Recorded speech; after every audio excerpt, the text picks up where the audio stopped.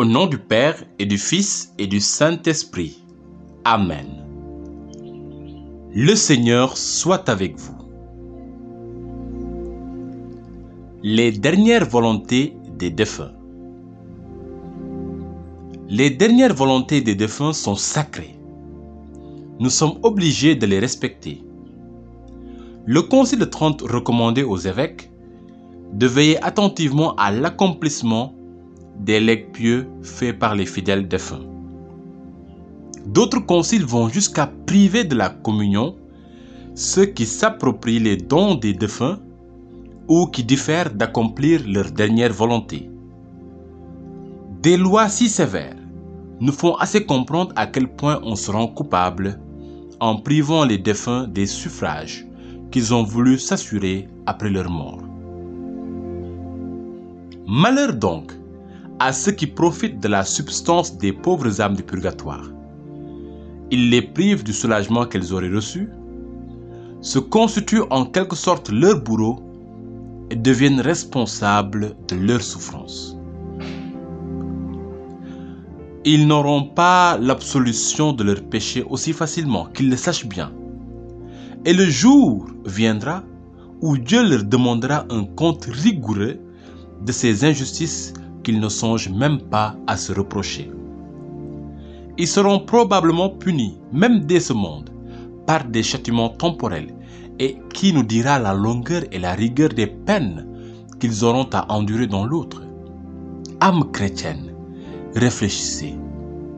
Vos parents, vos amis, vos bienfaiteurs, ne vous ont-ils pas fait en mourant de pieuses recommandations? Ne vous ont-ils pas demandé de vive voix ou par testament des prières et des messes? Ne vous ont-ils pas au moins supplié avec des larmes de penser souvent à eux devant le Seigneur?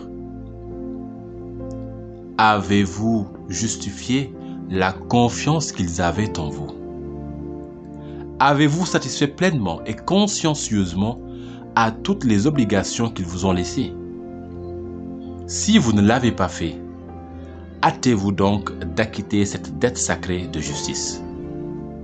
Non seulement il faut accomplir avec fidélité les suprêmes volontés des défunts, mais il faut le faire le plus tôt possible, promptement, afin de ne pas priver ces âmes du soulagement que leur obtiendront soit les messes qui seront célébrées pour elles, soit les dons aux nécessiteux en prenant soin de les engager à prier pour leurs bienfaiteurs. Chaque jour de retard est une faute dont nous sommes responsables. Si nous comprenions ce que sont ces terribles expiations du purgatoire, au lieu de différer l'accomplissement de ce qui peut les adoucir, nous nous empresserions d'apporter de prompts et efficaces secours à ces âmes si dignes de notre compassion et dont certaines nous ont été si chères. Que d'héritiers peu consciencieux ont de graves reproches à se faire à cause de leur négligence à remplir les engagements sacrés qu'ils ont contractés envers leurs frères et sœurs défunts. Instruisez-vous et ne donnez qu'à des personnes de confiance le soin d'exécuter vos dernières volontés. Déposez entre des mains bien sûres les sommes d'argent que vous destinez à de bonnes œuvres ou à faire célébrer des messes pour votre délivrance après le rappel à Dieu. C'est le seul moyen d'être certain que vos volontés dernières seront accomplies, à moins que vous n'ayez le bonheur d'appartenir à une de ces familles chrétiennes qui, avec la foi, ont conservé le respect dû au souvenir des défunts. Un exemple concret. Ce trait montre à quel point sont punis parfois ceux qui n'exécutent pas les volontés dernières des mourants. Il est rapporté dans les Gestes de Charlemagne qu'un vaillant capitaine dont tout le monde vantait la bravoure touché au terme de sa carrière. Il fit appeler alors un de ses parents, qu'il avait souvent obligé, lui dit « J'ai passé 60 ans au service de mon roi, sans jamais acquérir autre chose que ma solde habituelle. Il ne me reste en mourant que mon fidèle cheval qui m'a rendu tant de services. Quand j'aurai rendu le dernier soupir, vous le vendrez et vous en donnerez le prix aux pauvres pour le soulagement de mon âme. » Le parent promit. Quand le capitaine eut rendu son âme à Dieu, cet homme, séduit par la beauté et les qualités du cheval, le garda pour lui, sans faire aux pauvres l'aumône convenue. La moitié de l'année s'était à peine écoulée que l'âme du défunt apparut à ce parent égoïste, si peu fidèle à sa promesse. « Malheureux, lui dit-elle, tu n'as pas tenu tes engagements. Aussi, tu es la cause de tous les tourments que j'ai endurés, car mon aumône m'en aurait préservé. Eh bien, sache que ta conduite sera punie par une prompte mort et qu'un châtiment tout particulier t'est réservé. Tu porteras la peine due à tes propres fautes et tu souffriras à ma place toutes celles que je devais encore souffrir pour satisfaire à la justice divine. » Le coupable fut accablé par cette menace et voulant mettre ordre à sa conscience, il se hâta de remplir les dernières volontés du défunt. Il fit tout ce qu'il put pour éviter les foudres. Il ne put cependant éviter la mort brusque, qu'il enleva aussitôt après avoir accompli les volontés du défunt.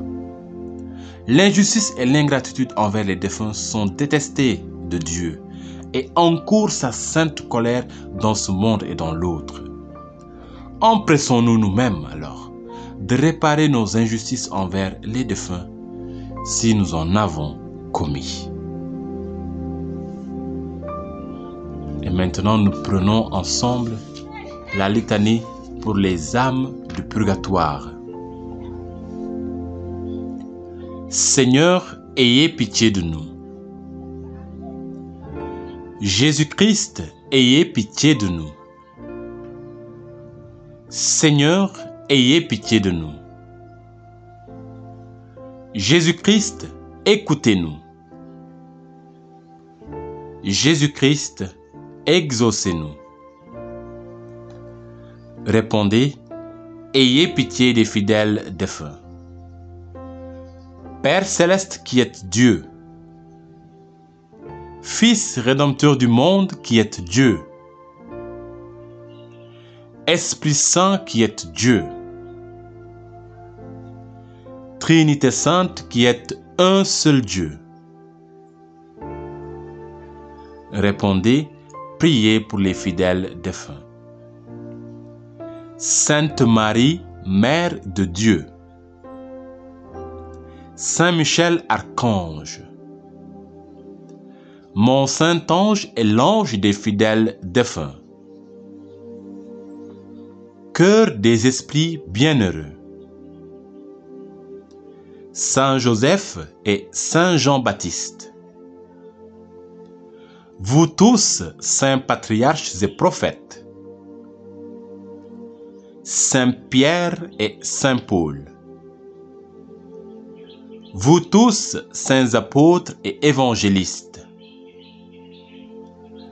Saint Étienne et Saint Laurent, vous tous, saints martyrs, Saint Grégoire et Saint Augustin, vous tous, saints docteurs, papes et confesseurs, Sainte Anne et Sainte Marie-Madeleine, Sainte Catherine, Sainte Ursule et ses compagnes, vous toutes, Vierges saintes et saintes veuves, vous tous, saints et saintes de Dieu, répondez, ayez pitié des fidèles défunts.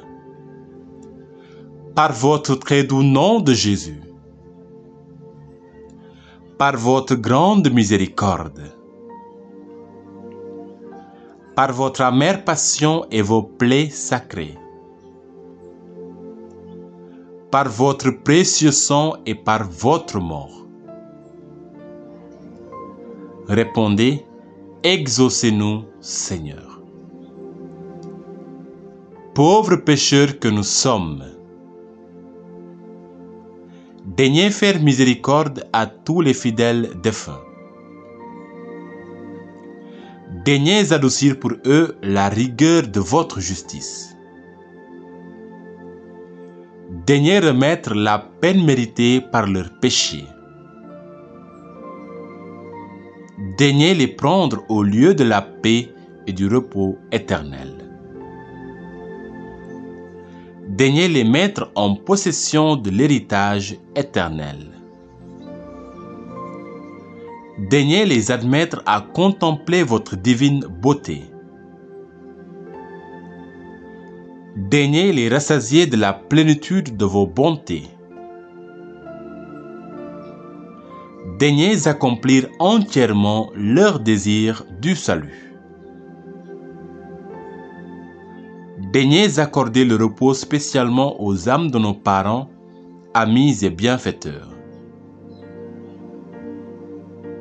Daignez accorder votre miséricorde aux âmes pour lesquelles personne ne prie. Que le saint sacrifice de la messe et les saintes communions offertes pour eux leur soient profitables. Répondez, pardonnez-leur, ô bon Jésus. Agneau de Dieu qui enlevait les péchés du monde. Répondez, exaucez-les, ô bon Jésus.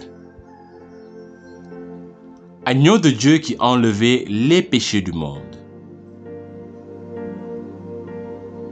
Répondez, accordez à ces défunts le repos éternel. Agneau de Dieu qui enlevait les péchés du monde.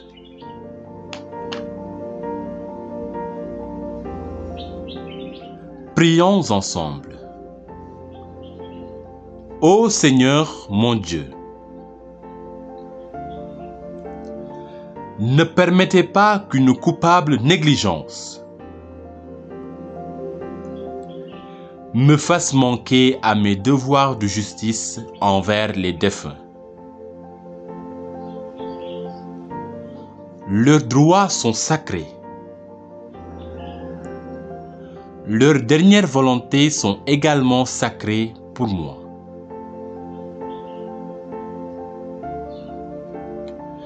Je satisferai pleinement à toutes les obligations qu'ils m'ont laissées. Et si je le puis, je vais accomplir dès maintenant celles que j'ai pu négliger. Par mon empressement, par mes prières,